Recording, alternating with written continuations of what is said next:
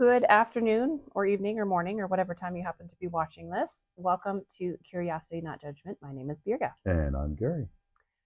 I have been reflecting a lot over the last couple days about inauthentic questions, Mhm. or as I guess I would couch it for this podcast, uncurious questions. Mm.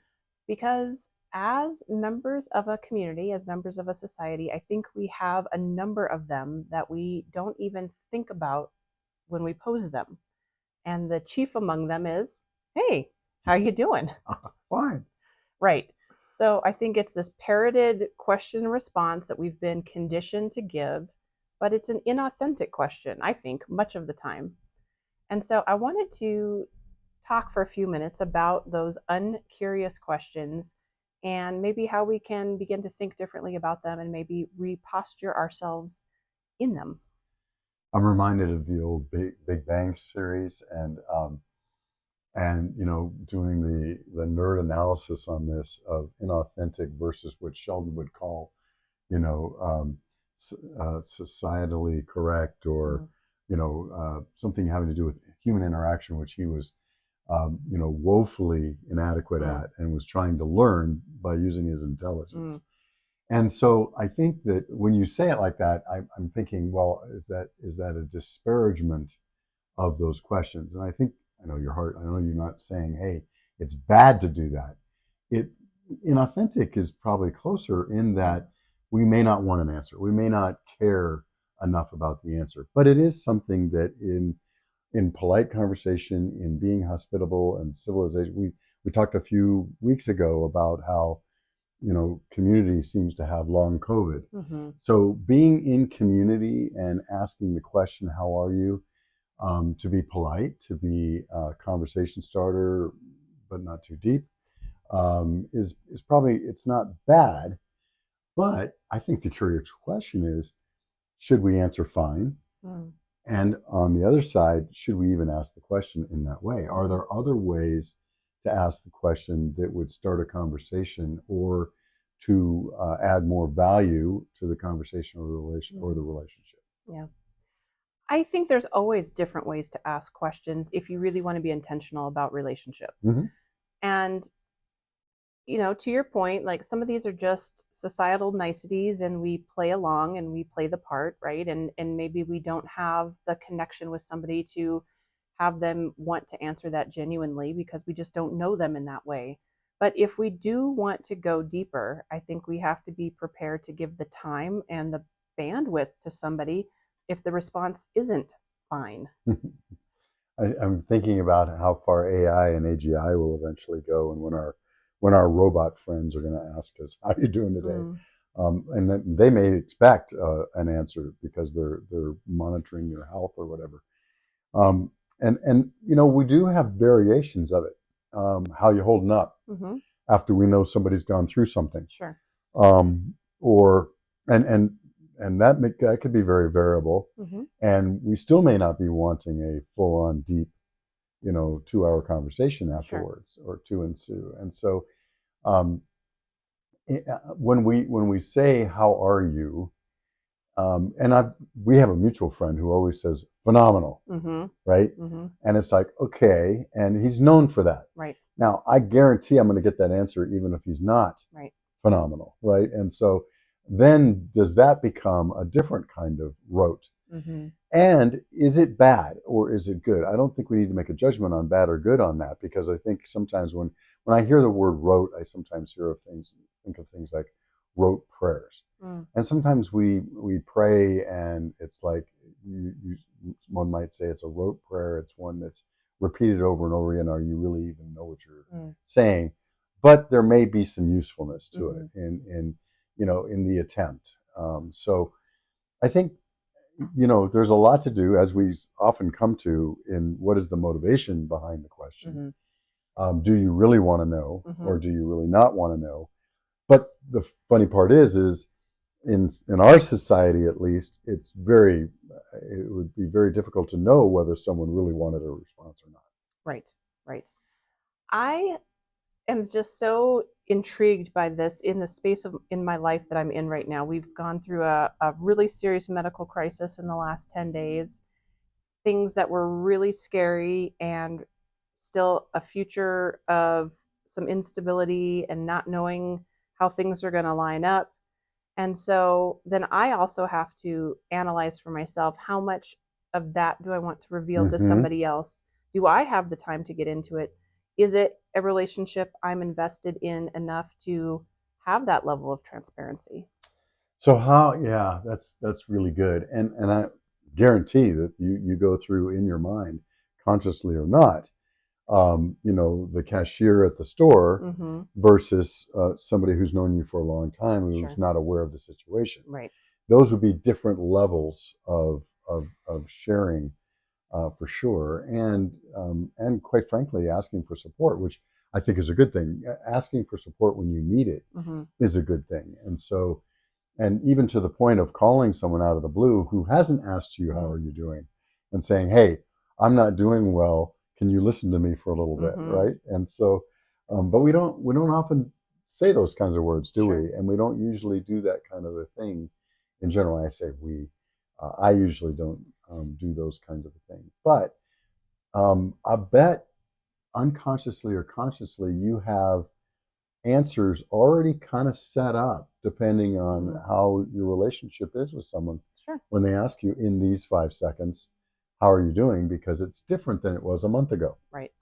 You have been through a lot. I remember going through my own situation with cancer, and I had a strange clarity or a redefinement or reclarification of what was important and what wasn't Mm-hmm. important. And I'll never forget this time when this guy, we were selling a house in Corrales, and the guy who was buying the house, who was from out of state, and I didn't care for him and his negotiating tactics much anyway. But he came into the house and at final walkthrough and was like saying, you know, he just came up with this. Well, you've got wood blinds throughout the house, and if they're not cleaned beforehand, then the deal's off. And I'm going through cancer at this point, and he Mm. probably doesn't know that, Sure. doesn't need to know that. But I said, fine, goodbye, Mm-hmm. right? And our realtors are like, no, no, no, no, no. We'll get them clean. We'll figure it out. It's like, okay, but when you have that clarity of, and you're going through some stuff like that, is like, what's important and what's not important. So when someone asks you how you're doing, it has a different meaning because you're processing yourself Mm-hmm. as to what does my response mean? What does fine mean? Mm-hmm. What's important to me, now in these couple of minutes is different than what was important to me a month ago. Right. And it looks like it's probably going to be different to me than what's going to be in 2 months. Mm-hmm. So I'm in the middle of processing. So that also uh, weighs in Sure. on how you ask the question and how your response is to the question. Yeah. I think another area where we need to allow for there to be some curiosity and not judgment is when you know someone has gone through a really hard time and you ask the question, how are you?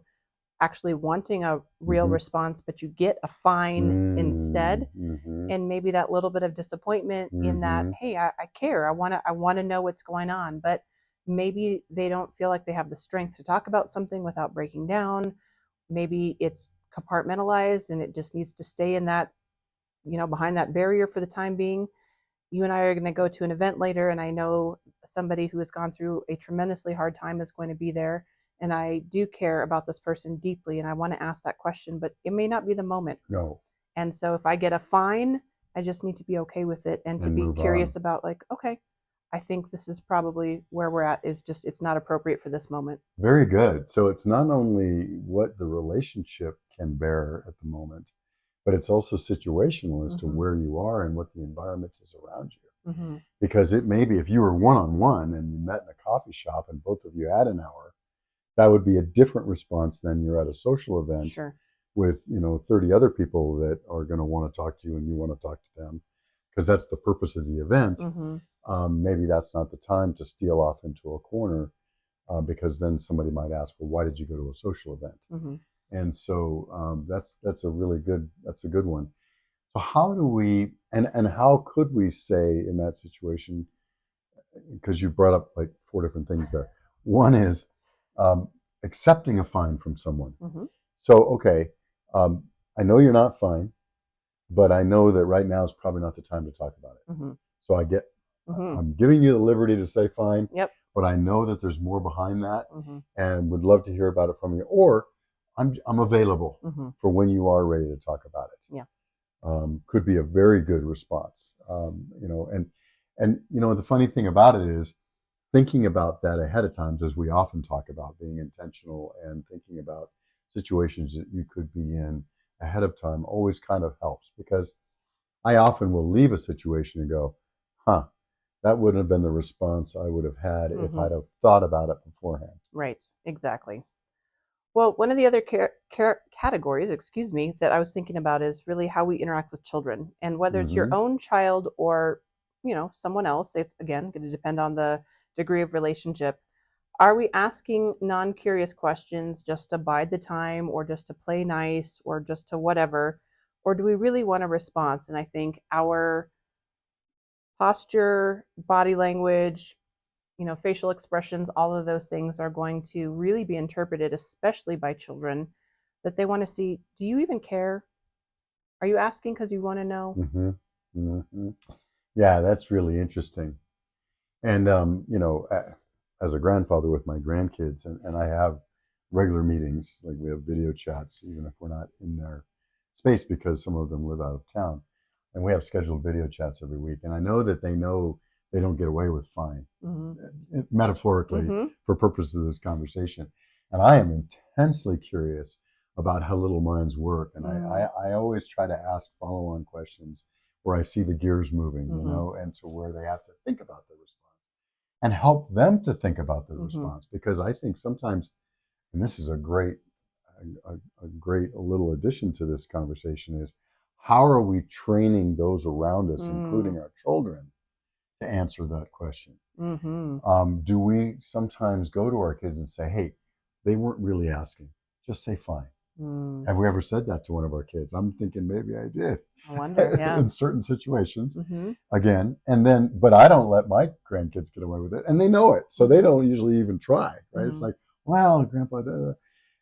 And so, and I always love to have, I practice curious questions too, but I always love to say, okay, what's behind that? Well, Mm-hmm. or boy, that's a surprising response. Mm-hmm. Where'd that come from?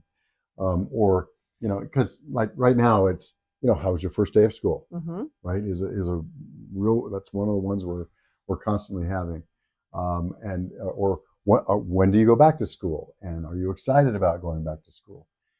And I think there's a lot in those. And the younger the kid, the more they're usually willing to talk about, well, I'm anxious to go back and see Mary, although I hear she's in a different class.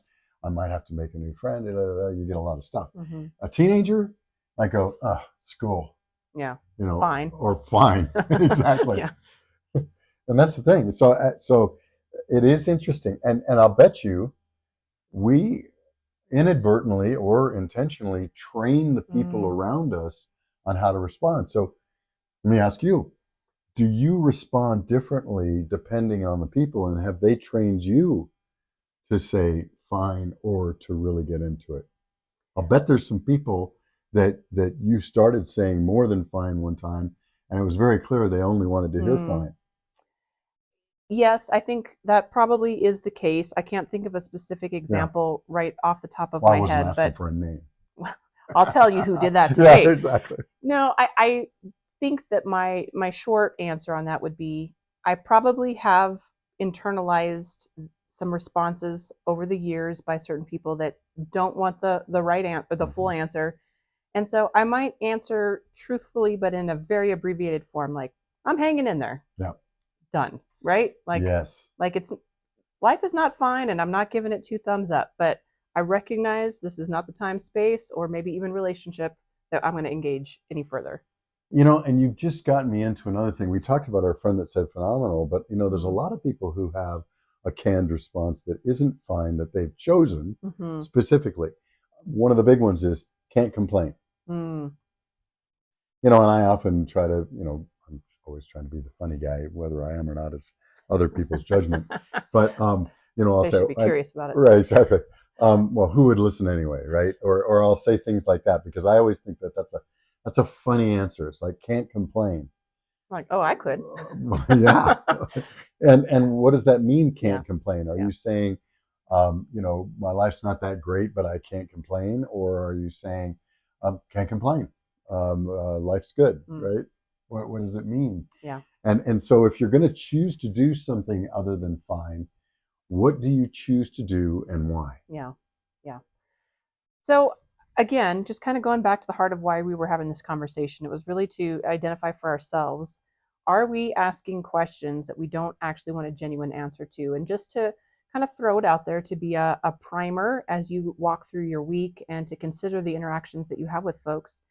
And if you're ready to take relationship a little bit deeper, to then be more intentional about what you're asking. Now we've talked about when and where you're asking, right? Because if you are hoping to get a more genuine response from somebody, you've got to give them the courtesy of being able to answer in a safe environment. Yeah, a safe environment and an environment where it's situationally aware, Mm-hmm. as we've talked about, and depending on the relationship Mm-hmm.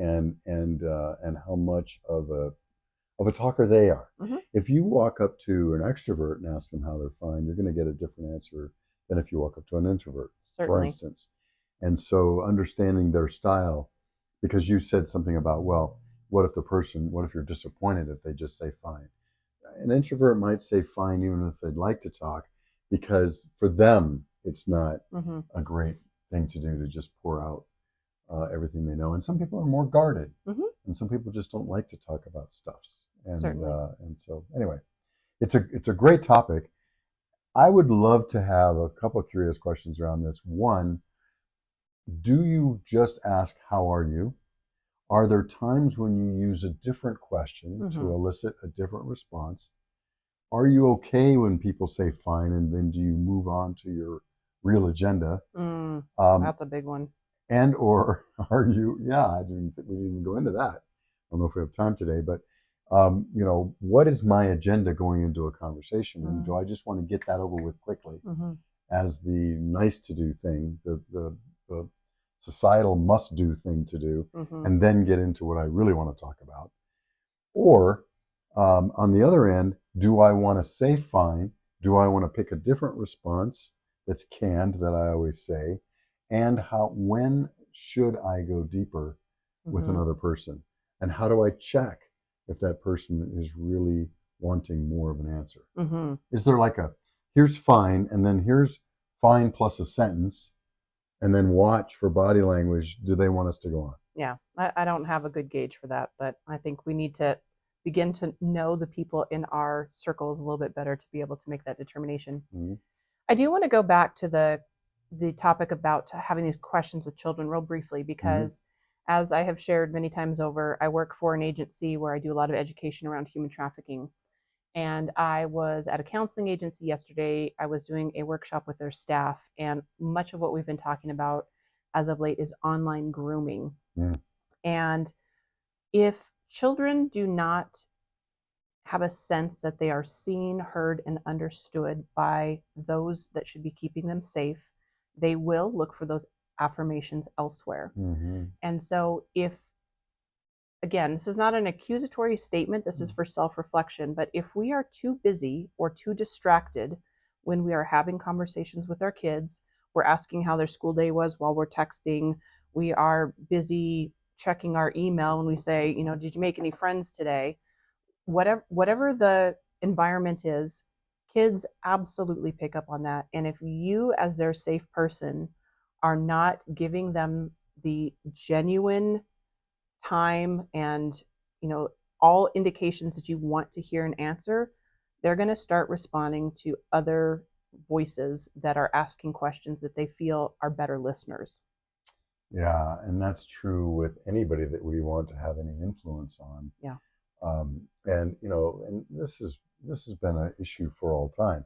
We have our screens today, but you've got the old picture of the '50s, sitcom where the Mm. kid comes home and wants to talk, and dad's hiding behind the newspaper, Mm-hmm. or the wife and the husband are trying to have a conversation over breakfast, and someone's distracted by a newspaper or Mm-hmm. something like that. And so it's not a new problem. It's Sure. always been around, but that problem of putting down. Just yesterday, I was in a coffee shop and I watched a conversation between two people, and I think the person was really trying to have an impact and an influence, and was saying some things that were that I know the person wanted to listen to, but they had their laptop open in front of Mm, them. And one of the things we learned early on when I had my medical company is there's a difference between nurses that keep their laptop open in front of them writing and ones that just keep them to the side. mm, So there's not a a physical barrier. barrier between people. And I think we need to be conscious about that too. So Hmm. you bring up a good point about screens, laptops, newspapers. If we really want to have a response and a real conversation, we need to put the physical and mental barriers aside Mm, that's good. to signal that I really want to have a conversation Hmm. and not get fine. Yeah. I think these are all really good reflective or self reflective questions that we can kind of contemplate as we move through this week and on into the future to really consider how is it that we're interacting with one another? How are we interacting with the children in our life? And if someone is asking the questions that maybe would generate a canned response from you, is it time to consider being a little bit more brave with your answer? Hmm. Yeah, and I think a really good curious question on that is the person I'm talking to, do they believe that they're the most important person to me right now? Mm, And so when you put aside your distraction and you look intently at the person and ask real questions based on the conversation, I think that's the way to show it. And do our children think that they're the most important person when we're having a conversation with mm. Really good, curious questions. So, with that, we will wrap it up for today and get back into things next week. But as always, we appreciate you jumping in and being part of the conversation with us. We hope that this continues to be something enriching for yourself as you look to be more curious in your personal world and in the relationships that you have around you. So, thanks again for your time. them. Take care.